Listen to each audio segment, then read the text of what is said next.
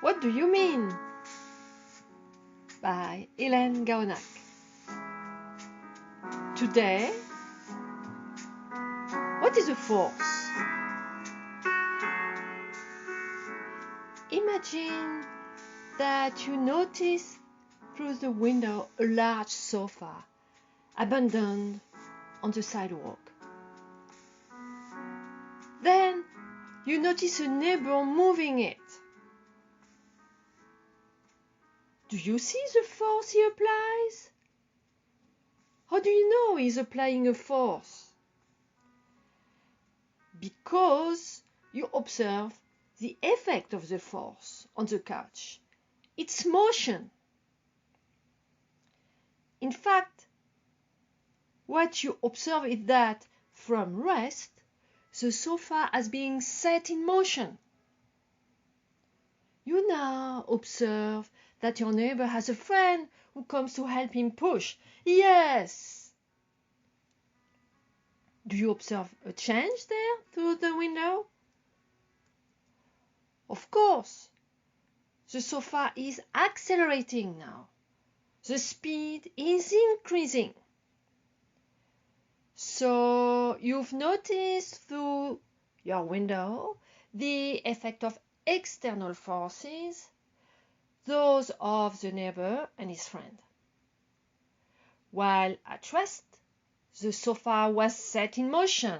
Then, being in motion, it moved faster. So you visualize forces by a change in the state of motion. The greater the forces they apply, the faster the motion will be. If these two let go of the sofa, it stops. You still have a change in motion, a deceleration. But what force makes the sofa stop? The force of friction. This force is an action opposed to the motion. It acts to modify it, to slow it down, to stop it. So once again, a force outside the sofa changes its motion. In this case, the sofa is going to be slowed down, and you will observe it rapidly. Well, let's think more widely. Imagine now that the scene happens in winter. The sidewalk is icy. After the sofa was pushed, you will see through the window that it will continue its motion on the icy sidewalk, even if the neighbors are no longer touching it. With the presence of the frozen surface, the friction has almost disappeared. So the sofa, being in motion at constant speed in a straight line, will keep the same motion because there is no force acting on it. It could go forever, straight on, no problem. But what are the forces at work on the sofa? We've been talking about the pushing force, the frictional force. There is also the force of gravity of the earth, which pulls the sofa down to the ground, in fact towards the center of the earth. It is always vertical down. There is another force going from the surface of the sidewalk on the couch that pushes it away from the sidewalk, called a normal force. Normal because it is perpendicular to the surface. It is a supporting force. And here, since the sidewalk is horizontal, the normal force is vertical up. These two forces, the force of gravity and the normal force, are, in this sofa situation, equal, but in opposite directions. So the sofa does not sink inside the sidewalk or fly over the sidewalk. These two forces cancel each other out. So here you have four forces. And it is the sum of these four forces that will decide the motion of the sofa.